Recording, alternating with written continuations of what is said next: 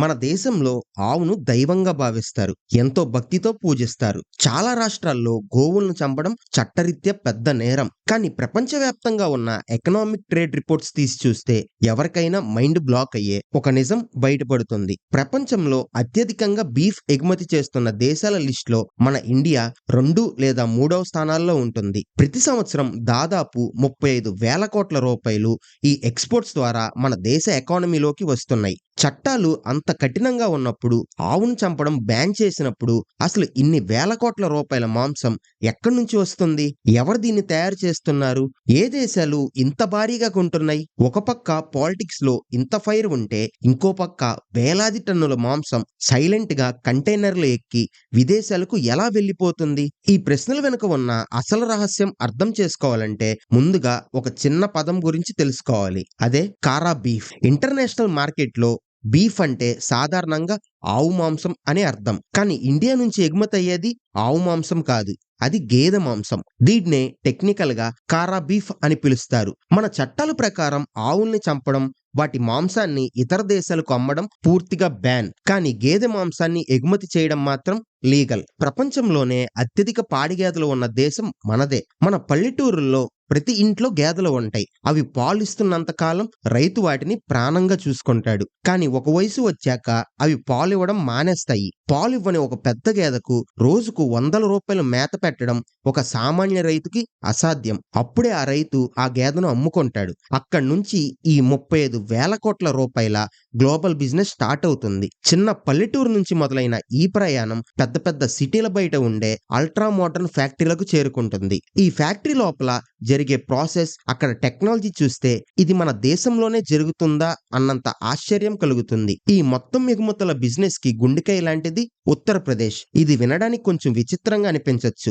ఎందుకంటే యూపీ అనగానే మనకు కఠినమైన చట్టాలు, ఆవుల రక్షణ, ఫైర్ బ్రాండ్ పాలిటిక్స్ గుర్తొస్తాయి. కానీ ఇండియా నుంచి ఎగుమతి అయ్యే మొత్తం మాంసంలో దాదాపు 60% కేవలం యూపీ నుంచే వెళ్తుంది. అక్కడ కొన్ని పెద్ద కంపెనీలు ఉన్నాయి. ఈ కంపెనీల ఫ్యాక్టరీలు బయట నుంచి చూస్తే ఏదో కార్పొరేట్ ఐటీ కంపెనీలా కనిపిస్తాయి. లోపల వేలాది మంది వర్కర్లు విదేశాల నుంచి తెప్పించిన ఆటోమేటిక్ మిషన్లు ఉంటాయి. వచ్చిన గేదెలను కట్ చేసి మాంసాన్ని శుభ్రం చేసి -డిగ్రీల టెంపరేచర్ లో ఫ్రీజ్ చేసి పెద్ద పెద్ద బాక్సుల్లో ప్యాక్ చేస్తారు. ఇక్కడ నుంచి స్పెషల్ కోల్డ్ స్టోరేజ్ ట్రక్కుల ద్వారా ముంబై లాంటి పోర్ట్లకు వెళ్లి అక్కడి నుంచి షిప్పుల్లో Vietnam, Malaysia, Egypt, Saudi Arabia లాంటి దేశాలకు వెళ్తాయి. మన గేదె మాంసంలో ఫ్యాట్ చాలా తక్కువ ఉంటుంది. పైగా ఆస్ట్రేలియా లేదా అమెరికా మాంసంతో పోలిస్తే రేటు కూడా చాలా తక్కువ.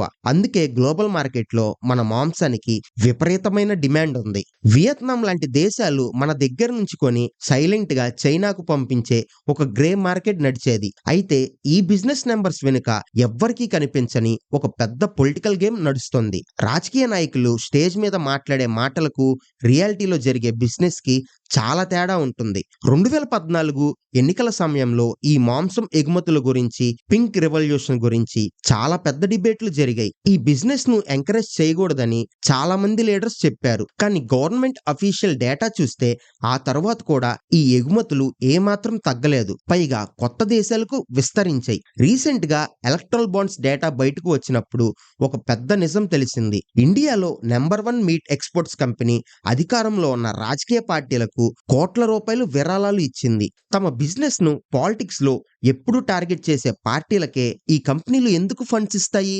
ఇక్కడే అసలైన సిస్టమ్ పనిచేస్తుంది. ఎక్స్పోర్ట్ లైసెన్సులు రెన్యూవల్ చేసుకోవాలన్నా, కొత్త దేశాలతో ట్రేడ్ అగ్రిమెంట్లు కుదుర్చుకోవాలన్నా, కస్టమ్స్ క్లియరెన్స్ త్వరగా జరగాలన్నా గవర్నమెంట్ సపోర్ట్ ఖచ్చితంగా కావాలి. ఒక పక్క ఫారిన్ కంట్రీస్ కి మన మాంసం అమ్ముకోవడానికి ఇండోనేషియా, ఈజిప్ట్ లాంటి దేశాలతో గవర్నమెంట్ చర్చలు జరుపుతూ కొత్త మార్కెట్స్ ని వెతుకుతోంది. కానీ అదే సమయంలో మన దేశం లోపల, మన హైవేల మీద జరిగే పరిస్థితి మాత్రం పూర్తిగా భిన్నంగా ఉంటుంది. విదేశాలకు వెళ్లే కంటైనర్లు చాలా సేఫ్ గా పోర్ట్లకు చేరుకుంటాయి. కానీ మన లోకల్ మార్కెట్ కోసం లీగల్ గా గేదె మాంసాన్ని తీసుకెళ్లే ఒక చిన్న వ్యాపారి పరిస్థితి మాత్రం ప్రతిరోజు ప్రాణాల మీద ఆశలు వదులుకునేలా ఉంటుంది.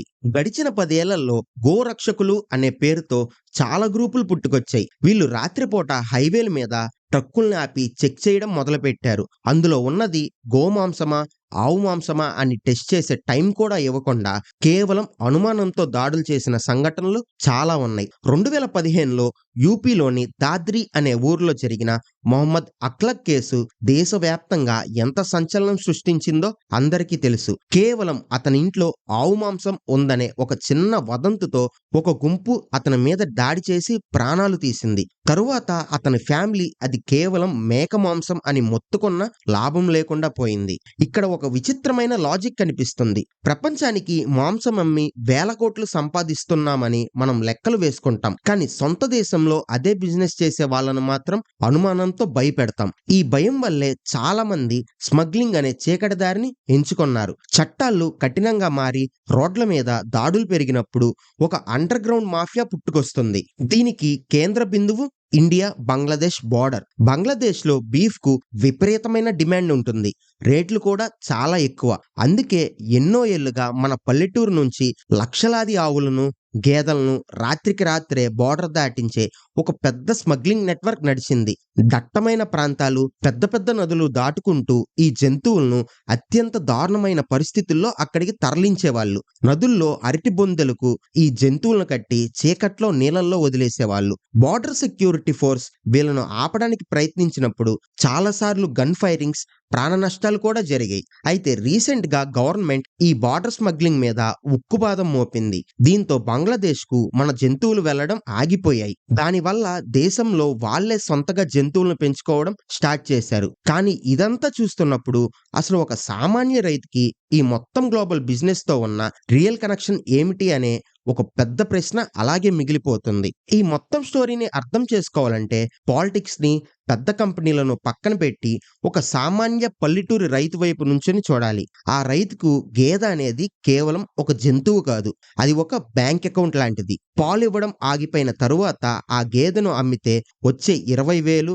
లేదా 30,000 రూపాయలు ఆ రైతుకు ఎంతో అవసరం. ఇంట్లో పెళ్లి ఉన్నా, అప్పులు తీర్చాలన్నా, ఒక మెడికల్ ఎమర్జెన్సీ వచ్చినా ఆ డబ్బే అతనికి సపోర్ట్ ఇస్తుంది. ఒకవేళ మీట్ ఎక్స్పోర్ట్స్ బిజినెస్ మొత్తాన్ని బ్యాన్ చేస్తే ఆ వేలాది పాత గేదెలను ఎవరు కొంటారు? వాటికి మేత ఎవరు పెడతారు?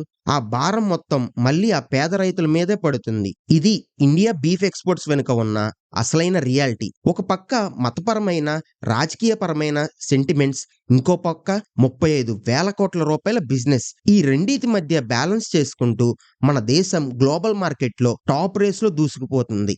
బయట ఎన్ని పొలిటికల్ డిబేట్లు జరిగినా ఎకనామిక్ నెంబర్స్ మాత్రం సైలెంట్ గా తమ పని తాము చేసుకుంటూ పోతున్నాయి. ఈ మొత్తం సిస్టమ్ వెనుక ఉన్న రియాలిటీ మీకు ఏమనిపించిందో ఖచ్చితంగా కమెంట్స్ లో మీ ఒపీనియన్ చెప్పండి.